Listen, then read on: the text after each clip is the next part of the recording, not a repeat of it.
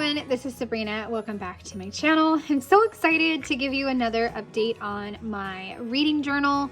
I did a January through April walkthrough a long time ago, and then I forgot to do the next section, which would be May through August, so the next 4 months. So I'm just gonna do it now, and I have my journal completed up till October, and as you can see, it is absolutely bulging, and just going like this doesn't really help, but I still think that this is just an incredible project, and I've had the most fun putting it together. And it also makes me so happy that you guys are really enjoying all of my reading journal videos. I'm definitely making a reading journal for next year.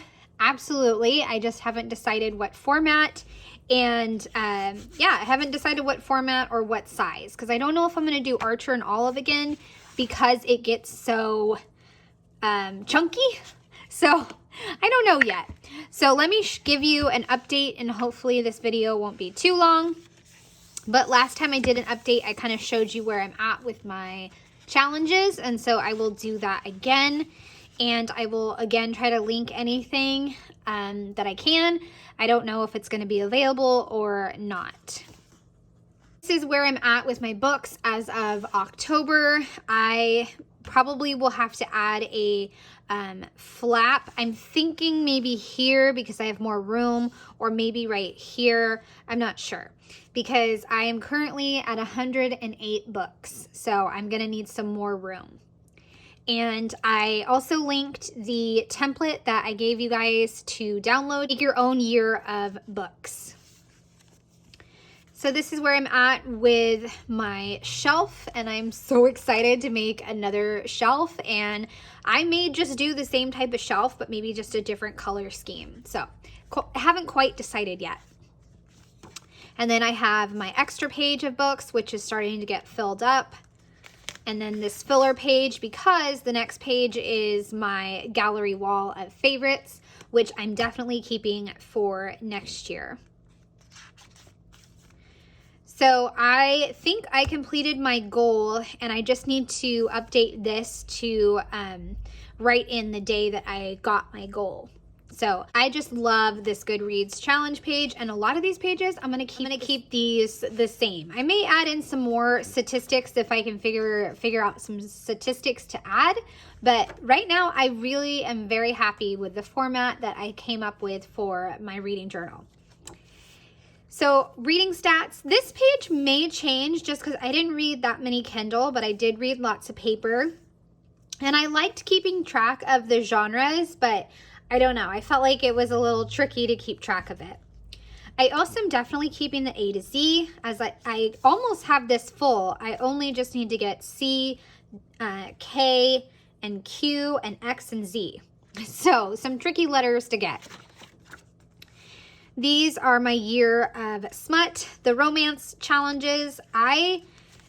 As I'm filming this, it is the start of December, and I'm hoping and hoping and hoping that I can maybe fill up one of these, but I don't know. We'll see. Slim chance, but I had a lot of fun with this challenge to try out different romances and just kind of give me more excuses to read more romance, because I love romance. This Bloom challenge, I was super proud of myself because I think I'm at like half. I read half of them, more than half. So that is very exciting. Some of these were really hard for me to find, like satire, unreliable narrator, and police procedural. That was really hard for me to kind of find those books, and police crime type of books I don't read generally. And then reread a fave, that's hard because my to be read list is so incredibly long. But 15 out of 24 is not bad. All right, let's jump into May. So the first video kind of showed you all these pages, and so now I can jump into May. So May had pinks and greens and just a smidge of red. This ink was an ink that kind of bled through, and I've since gotten rid of it. But I have my calendar, and I just put in the dates of you know, when I read the books, and then if it continues, I just do an arrow and a little bit of decoration there as well. So the stats for this one, I did paper and Kindle as always, and then I also did romance and then a weekend start. Because as I put this calendar together, I noticed I wound up starting so many books on the weekend. So I thought that would be a fun little thing to continue. And then just to share something, you know, as I'm going through this and finishing this reading journal, I'm thinking about, you know, of course, what I'm going to change and what I'm going to keep. And another thing that I may change is just, this has the dates that I read the books, and so does this. I don't know, I might change it. I used to do pages, like how many pages I would read in a day. That's a little time consuming, but maybe I will do that, or maybe I'll just keep it the same. I don't know, but I want to think about that as I'm putting together my reading journal. I'm also not going to do this mark anymore. I talked about it several times in my videos. It was just frustrating to have to use this shape every month, but I wanted to be consistent. So I guess, you know, did it to myself. This one, BK Borison, In the Weeds, absolutely incredible. I am looking forward to reading the third book this December.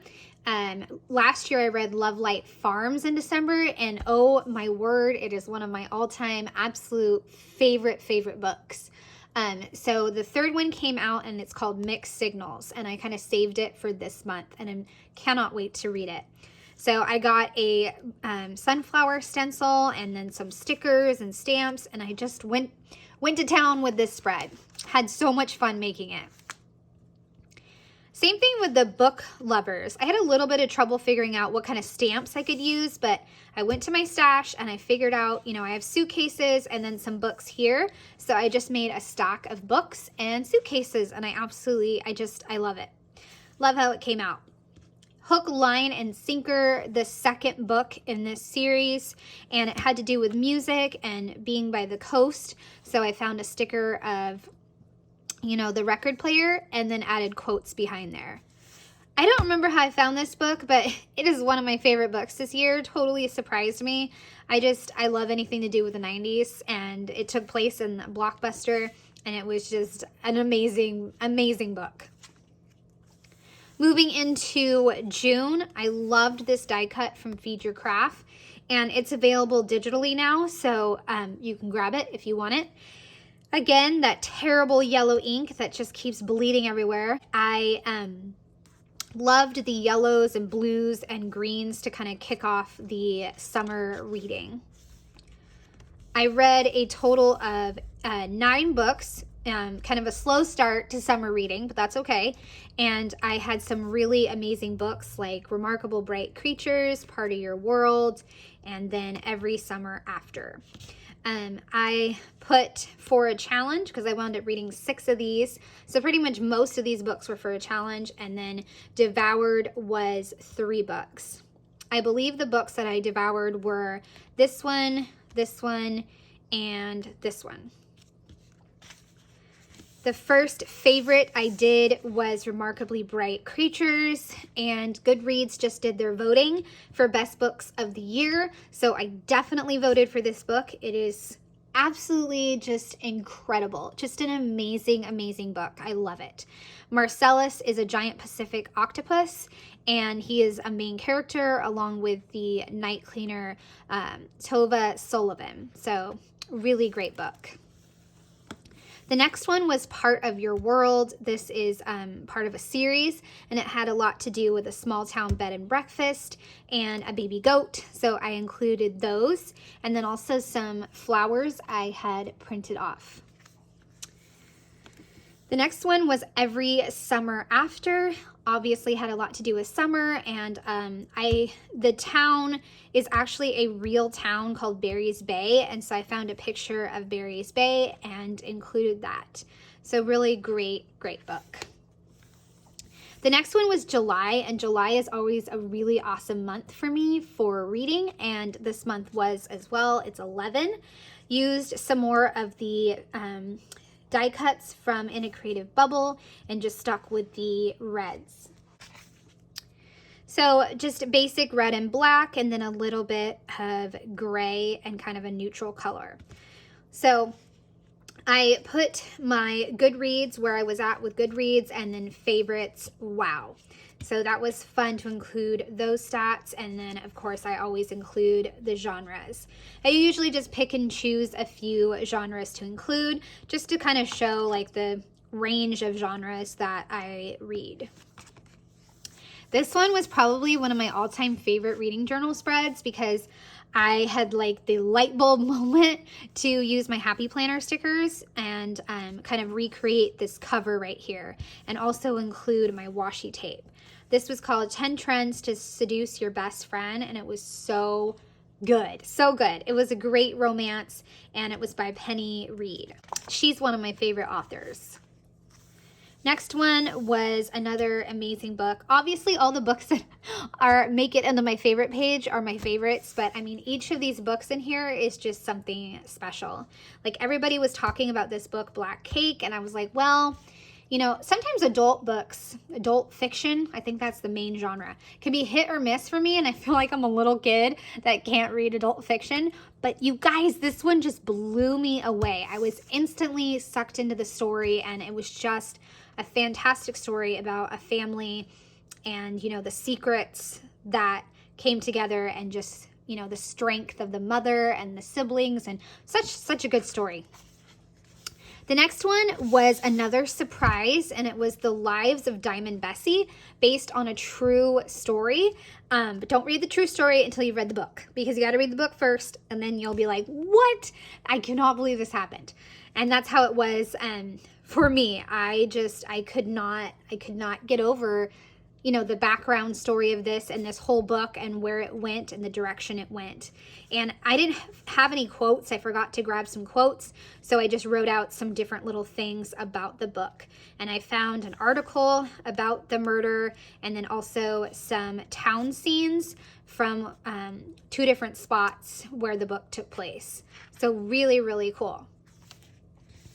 Next one was August. I went with kind of a soft feel for August with the greens and the neutrals. I read a total of 10 books, and I had 3 that were kind of so-so romance, which was my favorite, Half Nightstand by Any Other Name. Let's see, How to Fake It in Hollywood. I think that's the other one that I said. And then 6 were challenge books. And so just put some, you can see here I had a little bit of trouble with my line here that I was trying to do.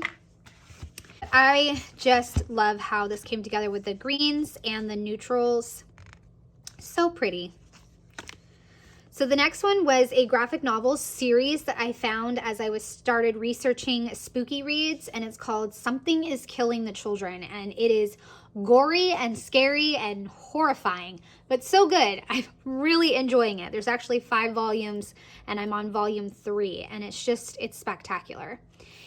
Good Girl, Bad Blood is number 2. It wasn't as great as the first one, but I really, really loved it, and I love the strong female character of Pip, who's kind of the town's detective.